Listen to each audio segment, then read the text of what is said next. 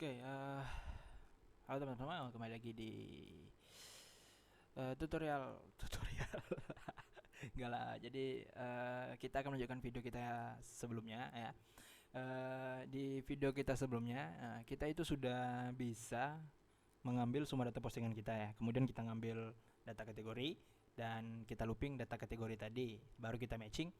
Kalau misalnya ID dari tabel kategori ya, kemudian sama dengan ID kategori di tabel postingan, maka kita tampilkan uh, nama kategorinya juga. Kemudian kita sudah bisa menconvert detik saat ini ya, di tanggal dibuatnya, detik ketika postingan itu dibuat menjadi uh, tanggal yang bisa dibaca sama manusia, gitulah bahasa gampang. Oke. Nah, jadi sekarang ya kita akan sama-sama mengaktifkan tombol detail ya. Jadi di mana ketika tombol detail ini diklik, nanti kita akan dibawa ke halaman baru, di mana di halaman baru itu kita bisa melihat detail dari postingan kita.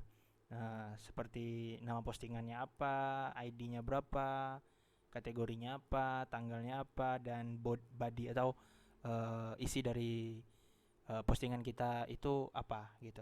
Oke.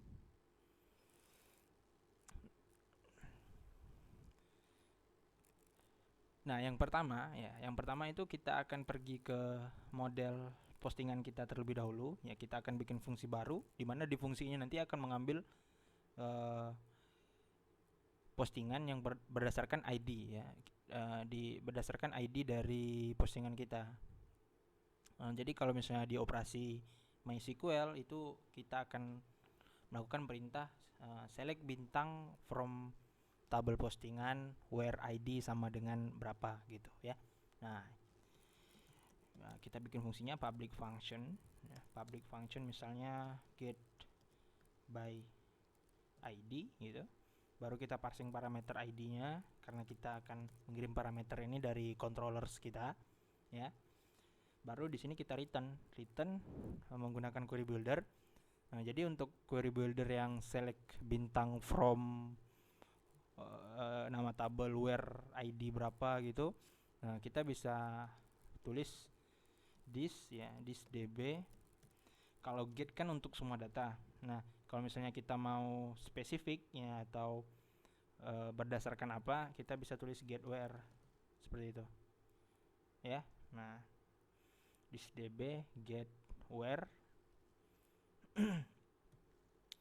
Kemudian parameter pertama itu nama tabelnya, tabel postingan ya, di sini kasusnya.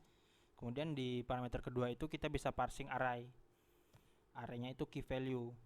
Yang sebelah kiri itu nama kolom di tabel kita yang mau kita jadikan sebagai titik acuh ya. Jadi di kasus kali ini kita akan menggunakan nama kolom ID gitu. Baru ID-nya berapa itu kita dapat dari parameter yang kita kirim dari controllers ya, ID gitu. Kemudian kita ambil satu baris row array. Jadi kalau misalnya mau hasilnya dalam bentuk objek, cukup tuliskan dengan row saja. Tapi kalau mau dalam bentuk array, kita tambahkan underscore array-nya. Ya, karena saya ya lebih suka mengambil data dalam bentuk array sih. Lebih ini ya, lebih senang dibaca menurut saya. Nah, di controller postingan kita, jadi di sini ya, kita bisa bikin fungsi baru. Kita bikin fungsi public function index lagi dong, detail misalnya ya, detail. Kemudian fungsi detail ini juga menerima parameter. Nanti parameternya nanti kita ambil dari URL. Nah, jadi kan kalau routing di code igniter, nama kelasnya ini controllers ya, nama kelasnya sebagai controllers ya. Jadi yang ini itu nama kelasnya postingan. Kemudian fungsinya ini metode. Nah, ketika ada parameter misalnya postingan postingan detail 1, postingannya itu controllersnya, detailnya itu fungsinya atau metodenya, kemudian 1 itu parameternya. Nah, 1 yang tadi itu akan kita tangkap dengan sebagai parameter di fungsinya ya. Jadi kalau misalnya saya Misalnya di echo aja dulu ya, di echo ID-nya. Nah, kita print ke layar, simpan. Nanti ID-nya akan keluar berdasarkan apa yang ada di sini ya. Coba misalnya gini. Kontrol postingan, kemudian tadi nama fungsinya detail. Kemudian kalau misalnya kita parsing 1, maka akan keluar 1 ya gini. Terus kalau misalnya kita kirim 3, maka akan keluar 3 juga ya. Nah, nanti yang parameter ini itu akan kita dapat dari ID postingan kita yang kita looping di tabel ya. Jadi kalau misalnya kita buka view-nya sekarang ya, di admin postingan index ya, di ini di tombol detailnya di arifnya. Jadi sekarang kita bisa tulis seperti ini, php echo base URL, base name dong, base URL ya, base URL. Kemudian tadi nama controllernya apa, postingan gitu. Kemudian metodenya yang mau kita pakai itu detail fungsinya. Nah, yang di URL yang segmen ketiga ini itu kita akan parsing ID-nya. ID-nya kita dapat dari looping yang di postingan ini. Jadi kita bisa tulis data gitu, kemudian ID. Nah, oke. Jadi kalau misalnya kita refresh sekarang, lihat di sudut kiri bawah. Di sudut kiri bawah itu kita sudah punya postingan detail 1. Terus kalau misalnya kita ke bawah lagi, postingan detail 2. Terus kita ke bawah lagi itu ada postingan detail 3. Jadi kalau misalnya kita klik, kita sudah dapat 3 di sini. Nah, dari 3 ini nanti kita akan parsing ke model kita supaya bilang sama model, nih model ambil data postingan berdasarkan ID 3 gitu ya. Jadi sekarang di postingannya, di postingan ya betul, di kontrol postingannya di fungsi detail kita bisa tulis seperti ini ya. Kita bikin coba ya. Ini proses debugging data, misalnya data sama dengan this postingan gitu. Kemudian tadi fungsinya get by ID ya, kita bikin ya, fungsinya get by ID ya, ini get by ID, get by ID. Kemudian ID dari sini yang kita dapat dari URL-nya dari base URL tadi, kita parsing ke sini lagi gitu. Nah, jadi kalau misalnya kita coba vardam sekarang datanya, baru kita die supaya programnya mati, kita reload, apakah ada error? Oke, dapat ya. Datanya udah masuk, datanya udah bisa diambil. ID-nya 3 ini, ID 3, ID kategorinya 6 ya, kita udah dapat juga. Kemudian namanya apa, nama postingannya, isi dari postingannya apa, kemudian slug-nya apa, kita sudah dapat semuanya. Nah, nanti variabel yang ini akan kita parsing ke view kita ya. Untuk view-nya kita contek saja dari sini, copy, paste ya, rapiin dulu, terus shift F, salah, Ctrl Alt F, ya nggak bisa ya. Nggak di Sublime Text ya, ada sih yang bisa di auto indent bawaannya. Jadi kemarin saya setting itu pakai Ctrl Alt F, cuman nggak berjalan postingan gitu. Nah, jadi sekarang di sini kita view-nya bukan ditambah lagi ya, view-nya itu kita nanti bikin detail.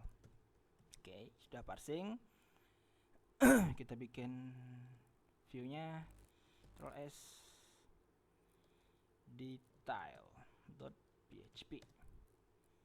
Oke, isinya kita bisa contek lagi dari indeks, copy, ambil semua, paste, dan kita bikin yang tidak perlu, misal mau ya ini body, yang ini kita nggak perlu tabel juga, kemudian ini juga dihapus, kita cuman perlu cardnya saja, tabel.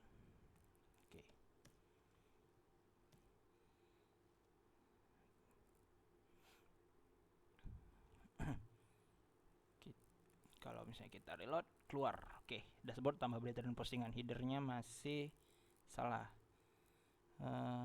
Headernya di ya dari sini. Detail. Sini bukan tambah lagi tapi sudah detail. Detail reload. Oke, sudah. Karena sudah, nanti kita bikin formanya seperti ini. Di paling atas ya, kita bikin H3 misal, terus apa salah H3. Kemudian kita variabel postingan tadi kita ambil titelnya, nama. Coba reload lagi. Oke, kita sudah dapat. Ini coba postingan ketiga namanya. Kemudian di bawahnya itu bikin span aja, span untuk nampung tanggal dari postingan dibuat. Kemudian di sampingnya kita bikin kategorinya apa gitu. Oke. Nah, span class kita bisa pakai yang predefined bootstrap, badge info, biar warnanya info. Kemudian di sini itu tanggalnya.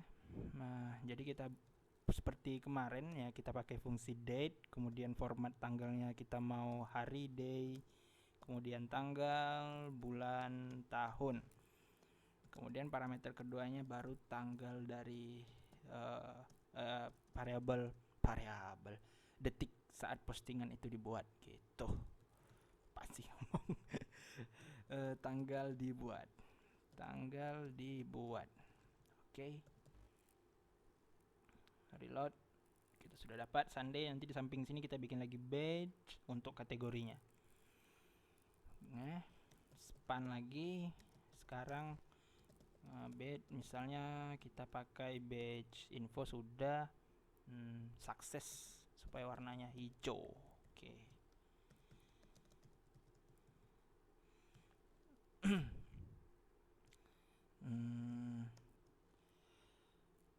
Postingan ID kategori gitu. Jadi kita reload lagi dan 6. Oke, masuk 6. Nah, di bawahnya baru kita bisa tampilkan isi dari postingan kita atau body dari postingan kita. Postingan ya, isi postingan. Reload. Oke, sudah dapat isi postingan kita. Tapi dikit. Cobalah pakai lorem.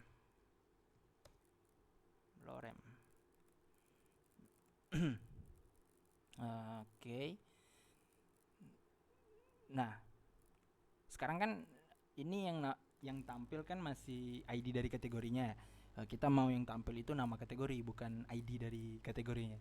Nah, cara nampilkannya itu sebenarnya ada dua ya. Yang pertama itu kita bisa pakai pakai join ya di MySQL-nya. Cuman fungsi join ini itu kalau bagi kita yang pemula itu lumayan sulit ya, lumayan agak susah logikanya. Nah, jadi ada alternatif kedua, cara ngakalinnya itu kita bikin lagi operasi untuk mengambil kategori ini berdasarkan ID. Nah, kan kita sudah punya ID-nya di sini. Nah, nanti ID ini kita ambil kategori berdasarkan ID ini, baru kita kirim lagi ke view-nya di detail ini. Jadi kita dapat namanya gitu. Agak deh. Cara ngakalinnya sih gitu ya. Oke, jadi kalau misalnya kita lihat di model kategori kita ada ini controllers, model kategori get where ya, kita punya get where ya yang ngambil berdasarkan ID. Nah, jadi di postingan ya kita di detail ini kita bisa ambil data kategorinya. Nah, caranya seperti ini. Kita bikin pertama itu kita simpan dulu data kategori kita ya. Nah, misalnya kita bikin di sini data kategori ya. kita ambil dulu semua data postingan, kita ambil data postingan berdasarkan ID. Nah, baru kita bikin variabel lagi ID kategori, baru ID kategori ini itu sama dengan kita ambil jadi kalau misalnya kita coba dulu kita vardam dulu ya, kita vardam data kategori kita, vardam kemudian die ya. Kalau misalnya kita vardam, kita kan sekarang punya ini ID, jadi gini lah biar gampang lihatnya. Nah, kita punya array ya, dimana array key value dimana key-nya ini kita untuk mendapatkan ID kategori, key-nya itu ID kategori. Nah, key-nya ini nanti kita akan ambil dari array yang di data kategori ini ya. Jadi cara nulisnya nanti seperti ini. Nah, jadi misalnya ID kategori ya, ID kategori, atau gini, kita coba dulu ya. Nah, untuk mendapatkan data itu tadi ya, kita bisa seperti ini, kita print ke layar echo ya, echo data kategori, kemudian tadi nama key-nya ID kategori ya, seperti itu. Jadi kalau misalnya kita die, seharusnya kita dapat nomor 6 ya sekarang. Oke. Seharusnya kita dapat nomor 6. Nah, kan benar kita dapat nomor 6. Nah, nomor 6 nanti akan kita gunakan sebagai parameter untuk mengambil nama kategori. Kan 6 itu kan ID dari kategorinya. Nah, jadi sekarang kita bisa tulis seperti ini. Agak sedikit ini sih agak sedikit tricky ya. Nah, jadi kita bisa bikin seperti ini, ID kategori ya, sama dengan jadi nomor 6 tadi itu kita simpan di dalam variabel ID kategori. Kemudian, nah, kita bikin variabel data yang baru di mana dia ini untuk nyimpan kategori kita. Nah, baru kita ambil dia dari model kategori, this kategori ya, get where. Nah, yang kita jadiin parameter yang variabel yang kita simpan dari ID kategori tadi. Nah, ID kategori gitu